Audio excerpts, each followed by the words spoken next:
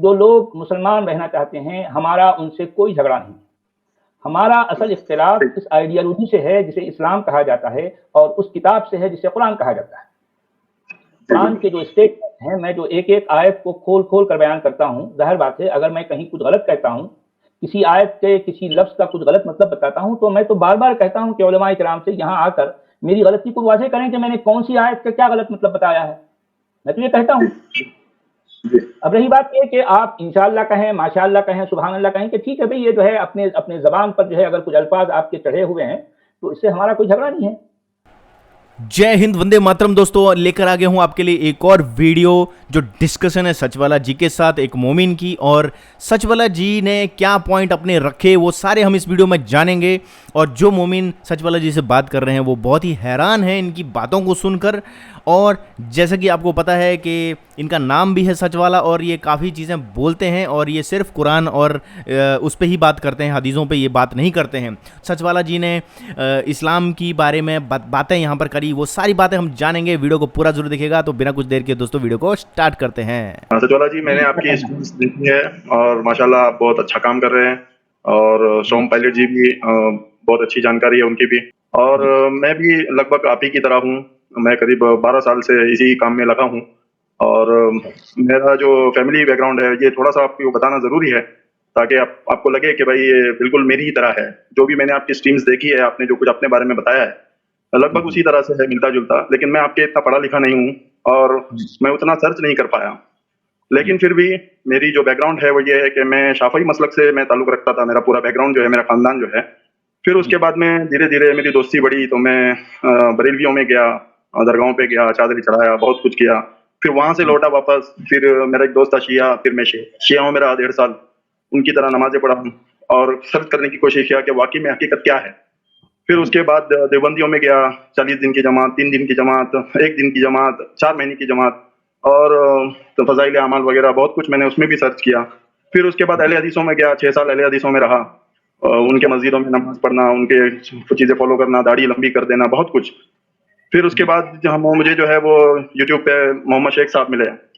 आपने उनका नाम सुना होगा शायद, आपकी एक डिबेट की हुई थी शायद उनके साथ, पता नहीं। जी। तो उनको मैंने सुनने के बाद में जो सारी चीजें जो बैकवर्ड में थी, सिर्फ नमाज, रोजा और हज छोड़कर बाकी सारी चीजें जो है वो कुर्बानी, खतना और जो भी कुछ वो उन्होंने बताया कुरान से, तो मैं तो ये ढूंढ रहा था सकोला जी कि वाकई में कुरान जो है वो अल्लाह की किताब है और अल्लाह ने नाजिल किया है। और बाकी ये जो हदीसें जो हमको पढ़ाई गई है, हमको समझाई गई है, बचपन से जो हमारे दिमागों में भरा गया है, ये सारी चीजें तो अब जहां तक मैं पहुंचा हूं, ये तो समझ में आ गया कि ये गलत है, या इसको जो है वो फॉलो करना जो है वो ठीक नहीं है। हमको सिर्फ कुरान फॉलो करना चाहिए, क्योंकि कुरान अल्लाह की किताब है। बस मैं उसी पर आगे बढ़ रहा था। मेरे घर के फैमिली मेंबर्स को भी पता चला कि भाई अब ये जो है वो ये सब नहीं मानता है, कुर्बानी नहीं मानता है, खतना नहीं मानता है, वो छठी नहीं मानता, 11वीं 12वीं नहीं मानता, जो भी है। इनको सुनकर ऐसा लग रहा है आसमान से गिरे हैं और अभी खजूर पे अटक गए हैं, मतलब कुरान पे अटक गए हैं। आगे सुनते हैं। तो वो सब खत्म हो चुका है, लेकिन फिर भी वो ठीक था। लेकिन जैसे जैसे आगे बढ़ा और आगे मोहम्मद शेख साहब के वीडियोस देखते देखते मुझे एक साहब मिले, अता बुखारी साहब, शायद आपने नाम सुना। वो उनका कॉन्सेप्ट जो है वो थोड़ा सा अलग है कि भाई वो नमाज नहीं मानते, रोजा नहीं मानते, मानते तो कुरान ही है, लेकिन वो ये कह रहे हैं कि कुरान में नमाज नहीं है, रोजा नहीं है, हज नहीं है, कुर्बानी नहीं है, ज़कात नहीं है। तो उस कॉन्सेप्ट पे चला गया कि ये भी जो बता रहे हैं कुरान से बता रहे हैं, और मैं जो कुछ भी इतने 12 साल से जो रिसर्च करता आ रहा हूँ, ढूंढता आ रहा हूँ, तो लगता है कि ये बात इनकी भी सही है। अब उसके बाद में फिर आपके वीडियोस आए सामने, तो जो है वो अजीब सा शॉकिंग जो है वो सामने आया कि सोचा भी नहीं था कि ये सच हो सकता है, इतना गहरा सच आपकी स्ट्रीम सुनने के बाद। और एकदम से होश उड़ गए, कुछ मतलब समझ ही नहीं रहा था कि क्या अजीब सा फील हो रहा। शायद आपको भी यही लगा हो जब आपको ये सब अंदर की बातें पता चली, तो शायद आपका भी वही वो रहा होगा जो मुझे महसूस हो रहा था कि भाई मैं जिस चीज को इतनी बारीकी से फॉलो करने की कोशिश करना चाहता हूँ, तो आज जल्दी पता चल रहा है कि ये सब कुछ तो है ही नहीं। तो बस ये बात मैं आपसे कहना चाहता था। बाकी सवालात मेरे कुछ है, लेकिन मैं आज नहीं कर पाऊंगा। इंशाल्लाह कोई अगली स्ट्रीम में जब मैं आऊंगा तो जी जी, आप अपनी बात कंप्लीट कर लें भाई साहब, तूफान का कप्तान, फिर हम दूसरे भाई को लेंगे। जी अलहम्द मेरी बात कंप्लीट है। बस मैं आपको मेरा एक सच बताना चाह रहा था। मैं बड़ा खुश हूँ आपसे, मैं इस वक्त लाइव बात कर पा रहा हूँ। और आज तक मेरी ऐसी किसी से बात हुई नहीं जिनको भी मैंने फॉलो किया, चाहे वो हमारे खुद रसूल हो या चाहे मेरा खुदा हो जिसको मैं मानता था, फिर मोहम्मद शेख साहब को, फिर अता बुखारी साहब को। ऐसी लाइव बात मेरी किसी से भी नहीं हो पाई सिवाय आपके। आज पहली बार मेरी आपसे बात हो रही है, तो बड़ी खुशी महसूस हो रही है। मेरे मुंह से अल्फाज नहीं निकल रहे। तो मैं इंशाल्लाह अगली बार जब आऊंगा, और ये मैं बार बार इंशाल्लाह बोल रहा हूँ, ये एक सवाल था आपसे कि क्या ये बोला जा सकता है? नहीं, अब ये कल्चरली एक जो है, क्योंकि आपकी जबान पर चढ़ा हुआ है, और जाहिर बात है आप जिस समाज में रहते हैं वहाँ पर इस तरह की आदत है, तो कहने में क्या हर्ज है? कुछ नहीं, क्योंकि हम जान चुके हैं कि अल्लाह क्या है, किताब क्या है, ये दीन क्या है, ये सब सारा जो है हम जो है इसका कथा चट्टा हम जब जान चुके हैं, तो कल्चरली तो आप जो है एक मुसलमान बनकर रहें, और जो है चाहें तो आप नमाज भी पढ़ें, चाहें तो रोज़ा भी रहें, फिर यानी मतलब आप जो है ईद भी मनाएं, लोगों के साथ मिलजुल कर रहें, इसमें हमको कोई जो है झगड़ा नहीं है हमारा। कल्चरली जो लोग मुसलमान रहना चाहते हैं, हमारा उनसे कोई झगड़ा नहीं। हमारा असल इख्तिलाफ इस आइडियोलॉजी से है जिसे इस्लाम कहा जाता है, और उस किताब से है जिसे कुरान कहा जाता है। कुरान के जो स्टेटमेंट हैं, मैं जो एक एक आयत को खोल खोल कर बयान करता हूँ, जाहिर बात है अगर मैं कहीं कुछ गलत कहता हूँ, किसी आयत के किसी लफ्ज़ का कुछ गलत मतलब बताता हूँ, तो मैं तो बार बार कहता हूँ कि उलमाए किराम से यहाँ आकर मेरी गलती को वाज़ेह करें कि मैंने कौन सी आयत का क्या गलत मतलब बताया है। मैं तो ये कहता हूँ। अब रही बात ये कि आप इंशाअल्लाह कहें, माशाअल्लाह कहें, सुभान अल्लाह कहें कि ठीक है भाई, ये जो है अपने ज़बान पर जो है अगर कुछ अल्फाज आपके चढ़े हुए हैं, तो इससे हमारा कोई झगड़ा नहीं है। हम इसकी हकीकत को जान चुके हैं कि इसकी रियलिटी कुछ नहीं है, ये सिर्फ एक जो है तकिए कलाम है। कल्चरली जो लोग मुसलमान रहना चाहते हैं, हमारा उनसे कोई इख्तिलाफ नहीं है।